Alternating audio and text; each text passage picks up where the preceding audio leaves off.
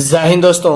आज के इस वीडियो में हम आपको बताएंगे कि प्रपत्र क यानी इस फॉर्म को कैसे भरते हैं। जिसको राशन कार्ड में नाम नहीं है, नया नाम जोड़ाना चाहता है, तो इसके लिए आपको ये फॉर्म भरना होगा।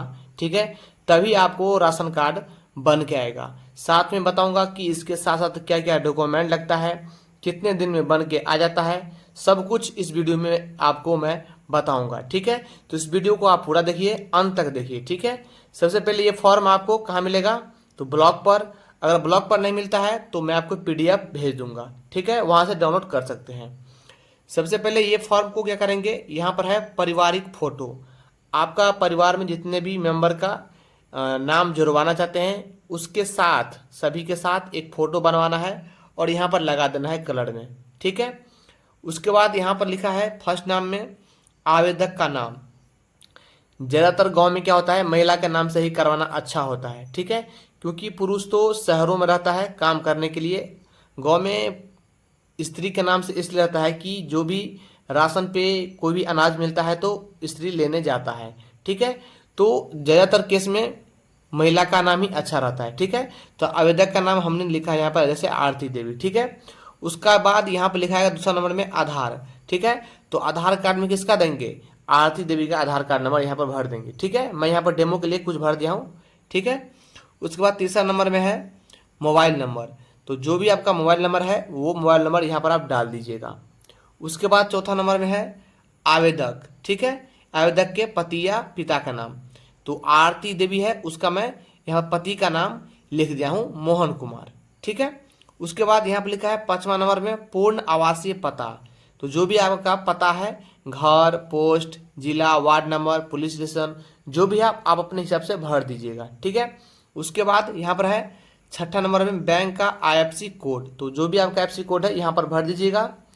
उसके बाद यहाँ पर लिखा है बैंक खाता, जो भी आपका खाता नंबर है वो भर दीजिएगा।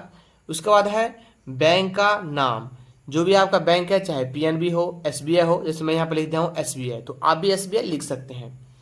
नौवां नंबर में है राशन कार्ड के लिए परिवार के अन्य सदस्यों का विवरण। ठीक है, तो इसमें ध्यान समझिए आप लोग। यहाँ पर लिखा है नाम। ठीक है, यहाँ पर लिखा है पति या पिता का नाम, यहाँ पर लिंग, यहाँ पर उम्र, वैवाहिक स्थिति, संबंध, इसको ध्यान समझिए आप लोग। जैसे मैं यहाँ पर लिखा हूँ, जिसके नाम से मैं ये राशन कार्ड बना रहा हूँ, तो उसका नाम ऊपर लिखूंगा, यानी आरती देवी। ठीक है, उसके बाद यहाँ पर इसका संबंध क्या है, यानी आरती देवी का कौन है, मोहन कुमार पति है। तो यहाँ पर पति वाले में हम लिख दिए हैं मोहन कुमार, इसके पति का नाम। उसके बाद आरती देवी कौन है, फीमेल है, तो यहाँ पर एफ लिख दिए हम। ठीक है, फिर आरती देवी का उम्र कितना हो गया, 34, तो हमने 34 लिख दिया है। ठीक है, उसके बाद वैवाहिक स्थिति क्या है, तो विवाहित है, तो विवाहित हमने लिख दिया। इसका संबंध क्या है, संबंध बोल रहा है। ठीक है, ध्यान समझिएगा, संबंध यानी आरती देवी स्वयं है, यहाँ पर स्वयं लिख दीजिएगा, क्योंकि आरती देवी खुद यहाँ पर अपना नाम से बना रहा है, तो यहाँ पर स्वयं लिख दीजिएगा। उसके बाद यहाँ पर उसका पति का नाम लिख दीजिएगा, जैसे कि मोहन कुमार। ठीक है, उसके बाद मोहन कुमार के पिता का नाम आप यहाँ पर लिख दीजिएगा। ठीक है, मोहन कुमार के पिता का नाम यानी आरती देवी का ससुर का नाम, वही बोलते हैं हम लोग बिहार में। ठीक है, वो लिख दीजिएगा। तो ये कौन हुआ, मेल है, मोहन कुमार मेल है, तो हम यहाँ पर एम लिख दिए हैं। तो मोहन कुमार का एज कितना हुआ है, 39, तो 39 लिख दिए हैं। ये भी विवाहित है, तो विवाहित में आप लिख सकते हैं। ठीक है, विवाहित। और यहाँ पर मोहन कुमार जो है सो कौन है, पति है आरती देवी का, तो मैं यहाँ पर पति लिख दिया हूँ। ठीक है, उसके बाद यहाँ पर लिखे हम मोहन के लड़के का नाम। ठीक है, जितने व्यक्ति का आप नाम जोड़वाना चाहते हैं आप यहाँ पर लिखेंगे। ठीक है, और उस व्यक्ति के पति या पिता का नाम इसमें लिखेंगे, वो मेल है कि फीमेल है इसमें लिखेंगे, उसका एज लिखेंगे। ठीक है, विवाहित है या अविवाहित है आप यहाँ पर लिख देंगे। ठीक है, उसका संबंध क्या है इसे लिखेंगे। ठीक है, तो शंभू कुमार लिख दिए, सॉरी रामू कुमार लिख दिए हैं, मोहन का लड़का है, तो यहाँ पर लिख दिए हम उस रामू का पिता का नाम मोहन कुमार, ये मेल है तो मेल। इसका रामू कुमार का एज कितना है, 18, तो रामू कुमार कौन है, मोहन कुमार का पिता है। ठीक है, ठीक है, यहाँ पर राम कुमार का पिता है मोहन कुमार, तो हम यहाँ पर पिता लिख दिए हैं। उसी प्रकार से आप लोग जितना हो सके उतना लिख सकते हैं, उतना व्यक्ति का नाम जोड़वाना चाहते हैं तो जोड़ सकते हैं। उसी प्रकार इन तीनों व्यक्तियों का आधार कार्ड, मोबाइल नंबर, व्यवसाय क्या है, सरकारी में है तो सरकारी लिखेंगे, ठीक है। आमदनी का स्रोत क्या है, मासिक आय कितना है, तो वो आप अपने हिसाब से भरेंगे। जैसे कि आरती देवी है तो आरती देवी का आधार कार्ड, उसका मोबाइल नंबर। व्यवसाय क्या है, अगर सरकारी नौकरी है तो सरकारी नौकरी लिखेंगे, अगर नहीं है तो गृहिणी कर दीजिएगा। आमदनी का स्रोत क्या है, खेती से पैसा आता है तो यहाँ पर लिखेंगे खेती। उसके बाद मासिक आय आप अपने हिसाब से मासिक आय लिख दीजिएगा। उसके बाद मोहन कुमार का आधार नंबर, उसका मोबाइल नंबर, ठीक है। उसका व्यवसाय क्या है, नौकरी क्या है, वो लिख दीजिएगा अपने हिसाब से। आमदनी का स्रोत क्या है तो वो लिख सकते हैं, ठीक है। उसके बाद राम कुमार का आधार कार्ड, मोबाइल नंबर, ठीक है। उसका व्यवसाय क्या है तो आप लिख सकते हैं, ठीक है। अगर स्टूडेंट है तो स्टूडेंट भी लिख सकते हैं, ठीक है। तो इस हिसाब से आप अपना भर दीजिएगा। उसके बाद हम आते हैं यहाँ पर ग्रामीण क्षेत्र के आवेदक निम्नलिखित पर हाँ नहीं पर टिक लगाए। यहाँ पर आप लोग ज़्यादातर में नहीं में टिक मारेगा, क्योंकि ध्यान समझिए। पहला में है मोटर चालित तिपहिया 4 पहिया वाहन है, हाँ या नहीं। अगर रहेगा हाँ में टिक मारेंगे तो आपका ये फॉर्म रिजेक्ट हो जाएगा, यानी आपका राशन कार्ड नहीं बनेगा, तो आप नहीं पर टिक मारिएगा, ठीक है। दूसरा नंबर में है मशीन चालिता 3-4 पहियों वाले कृषि उपकरण है, हाँ या नहीं पे टिक मारेंगे, तो नहीं पे टिक मार लीजिएगा, अच्छा रहेगा। उसके बाद यहाँ पर तीसरा नंबर में सरकार में पंजीकृत गैर कृषि उद्योग वाले परिवार वाली गृहस्थी है, हाँ या नहीं, तो आप अपने हिसाब से टिक मार लीजिएगा। मैं नहीं पे टिक मार दिया हूँ।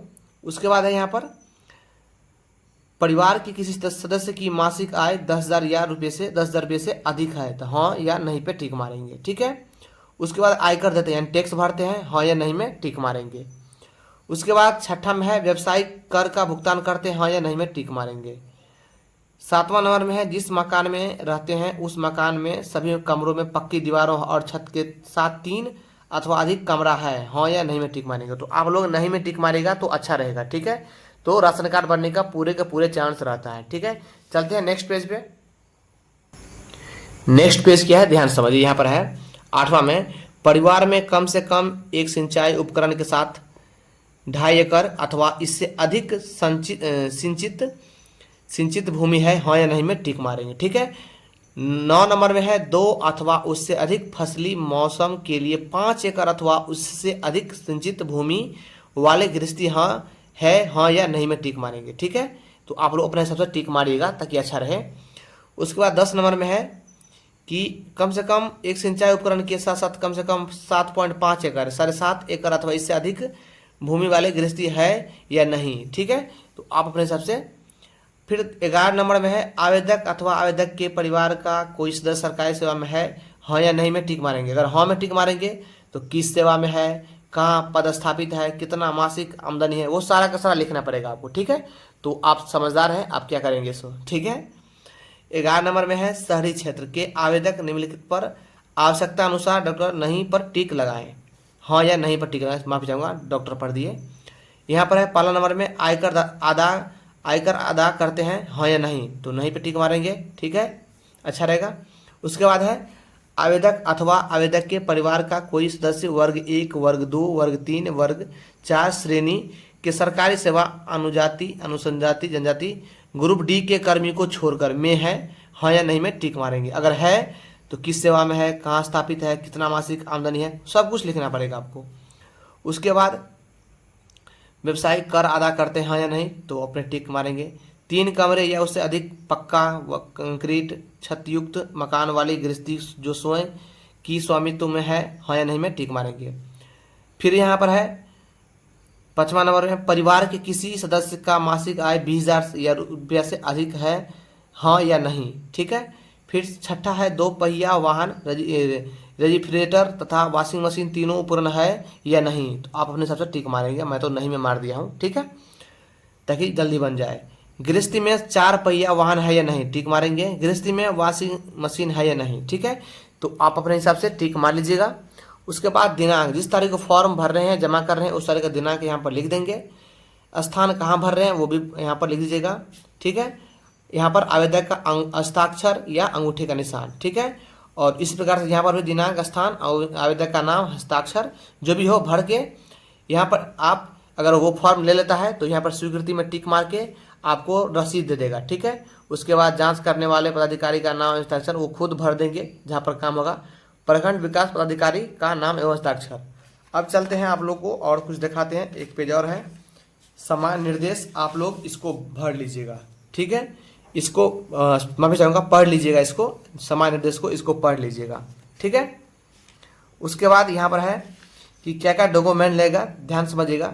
नए राशन कार्ड का निर्गमन, आवेदन पत्र, विभागीय प्रपत्र क में आधार कार्ड का 6 प्रति, बैंक खाता के प्रथम पृष्ठ की 6 प्रति, ठीक है, जिस पर खाताधारी का नाम, खाता संख्या, बैंक का नाम, बैंक एफसी कोड रहता है, आवासीय प्रमाण पत्र, विभागीय आवेदन पत्र की शपथ पत्र, ये नहीं देंगे तो भी चलेगा। क्रमांक 10 अथवा 11 जो लागू हो के संबंध में शपथ पत्र, संपूर्ण परिवार तीनों के फोटोग्राफ।